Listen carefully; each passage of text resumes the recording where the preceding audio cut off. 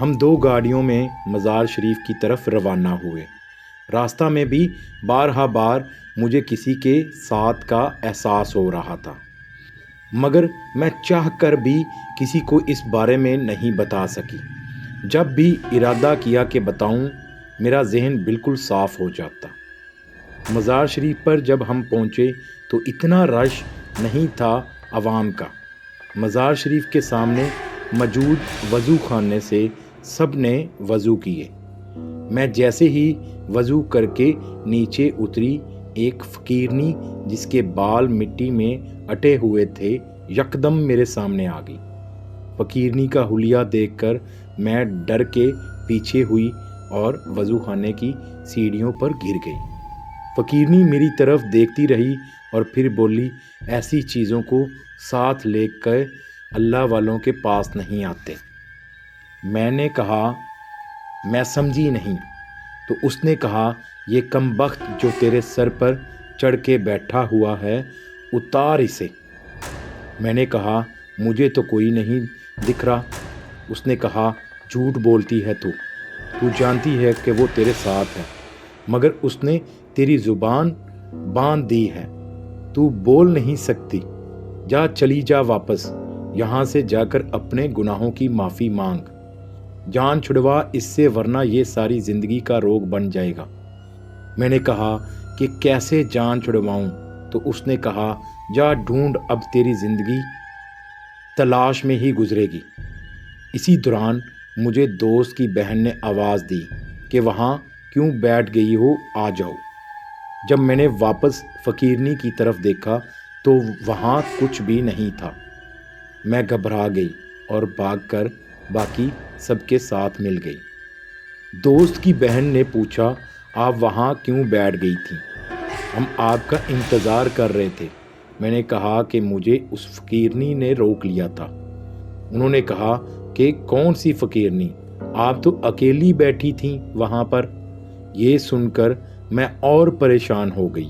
خیر اندر گئے، مزار کے دعا کی، ذہن میں عجیب سے خیالات آ رہے تھے۔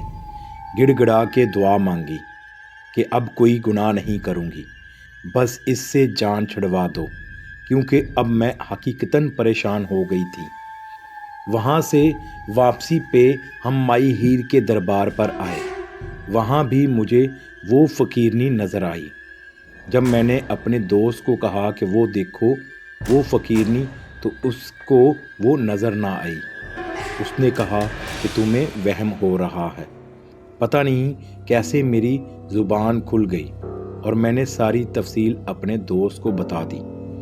ساری تفصیل سننے کے بعد وہ بھی پریشان ہو گیا اور مجھے کہا کہ کل کو میں تمہیں قریب ہی موجود کسی بزرگ کے پاس لے جاؤں گا۔ آج رات تم چھوٹی بہن کے ساتھ سو جانا۔ میں نے کہا ٹھیک ہے۔ رات میں اس کی چھوٹی بہن کے ساتھ سوئی۔ دیکھے جانے کا احساس تو ہو رہا، مگر اس سے زیادہ کچھ نہ ہوا اور رات گزر گئی۔ صبح ناشتہ کے بعد میں نے دوست سے کہا کہ چلو مجھے وہاں لے چلو، تو اس نے کہا چلو ہم اس کے گاؤں کے ساتھ واقع ایک دوسرے گاؤں میں چلتے ہیں۔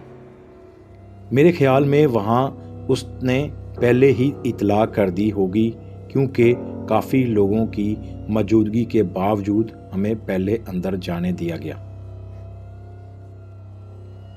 یا کوئی اور وجہ رہی ہوگی۔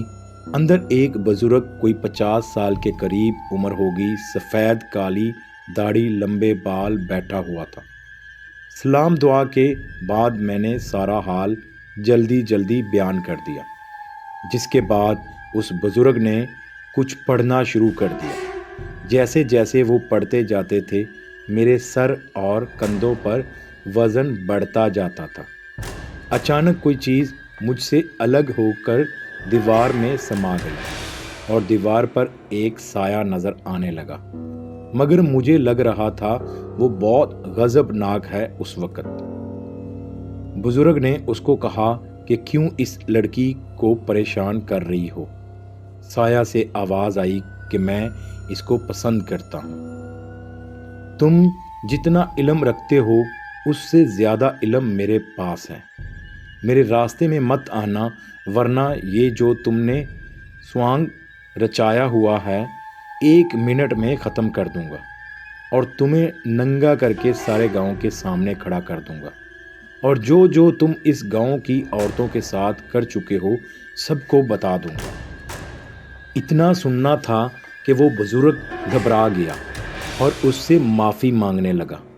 میرے دوست نے جب یہ سب سنا تو اس نے اس بزرگ کو گریبان سے پکڑ لیا اور 2-3 تھپڑ مارے، مگر میں نے کہا کہ چھوڑو، چلو ہم چلتے ہیں۔ جیسے ہی ہم باہر نکلنے لگے، سایہ نے کہا، میں اب تمہیں نہیں چھوڑوں گا، جاؤ جہاں مرضی چلی جاؤ، ہر ہفتہ کے 2 دن میرے ہوں گے، میں آیا کروں گا، خوب سج سنور کے رہا کرو میرے لیے۔ میرا خوف سے برا حال تھا، میں بے ہوش ہونے کے قریب تھی۔ میرے دوست نے مجھے پکڑا اور باہر گاڑی تک لایا۔ گاڑی میں بیٹھتے ہی میں نے دوست سے کہا، مجھے لاہور میری والدہ کے پاس چھوڑ آؤ۔ دوست بھی پریشان ہو گیا تھا، اس نے بھی سوچا اس وقت یہی بہتر ہے کہ مجھے میری والدہ کے پاس چھوڑ آئے۔ خیر گھر سے کپڑوں کا بیگ لیا اور لاہور کی طرف نکل پڑے۔ میں نے اپنی والدہ کو